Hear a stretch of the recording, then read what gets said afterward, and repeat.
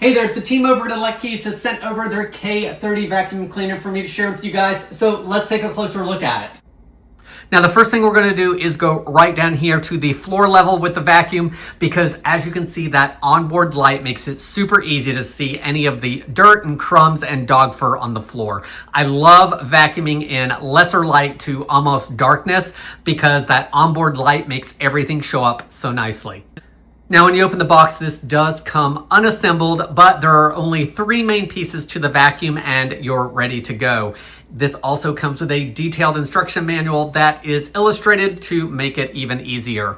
While we have it unassembled, let's go through and look at some of the pieces. We'll start here with the top portion of the vacuum. This is where the motor is, as well as that dust cup. Now, the dust cup comes off nice and easy, so it can be emptied.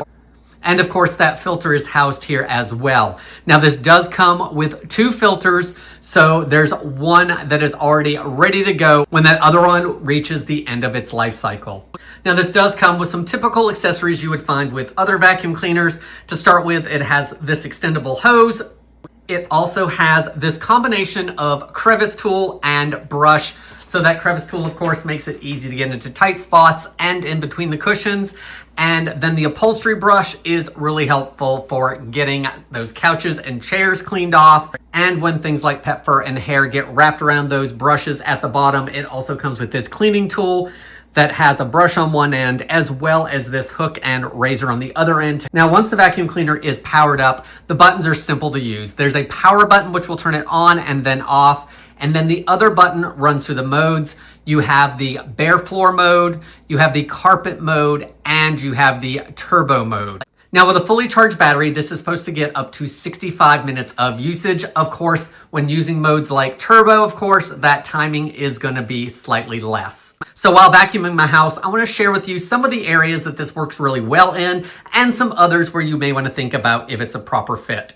Floors like tile and laminate, it does really nicely on. It has enough suction to pull up that dog fur and those crumbs and all that dirt that just lies around on the floor.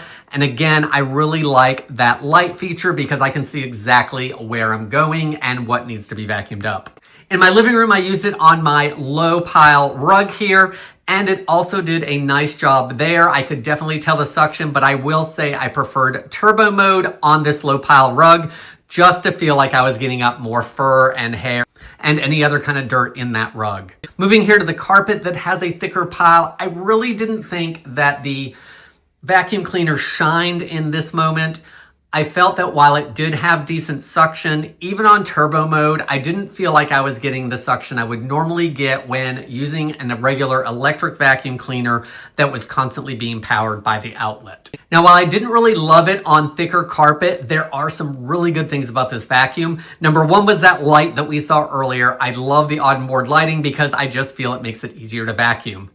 Next is this 90-degree angle that you can actually make the hose. So when you push the button, then it makes it super easy to pretty much stand upright still and get under those areas that are typically harder to reach with a vacuum.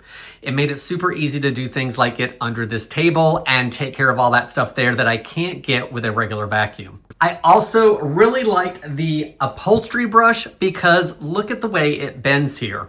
When I'm using it, you can see that it curves around with the contour of the chair, making it much easier to get those corners of the chair vacuumed up. Now, some other things to note about this vacuum cleaner is that it's not very heavy. So it's great for people that may not want to carry around a heavy vacuum cleaner.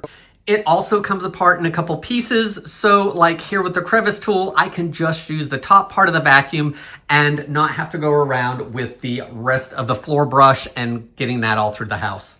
When it's at a low battery, you'll see this red flashing light, and charging it is nice and easy as well because you can either charge it straight to the battery like I have here, or you can plug it into the base, put the vacuum cleaner on the base and charge it that way. When the dust cup's full, it's also super easy to empty out. One final thing I want to note is during vacuuming, I typically stop and move stuff around. Now, this does stand upright on its own pretty well when it's on a hard, flat surface like laminate or tile. However, when I put it on a taller carpet, it doesn't like to balance itself very well. So I do want to note that it could topple over if it's by itself sitting on something like this carpet. Overall, I think this is a really good vacuum for that daily cleaning up when you don't want to have to dig out a broom and dustpan. It does a really nice job to do quick work of cleaning areas like my kitchen and my hardwood floors continuously, so I'm not doing those big cleaning sessions.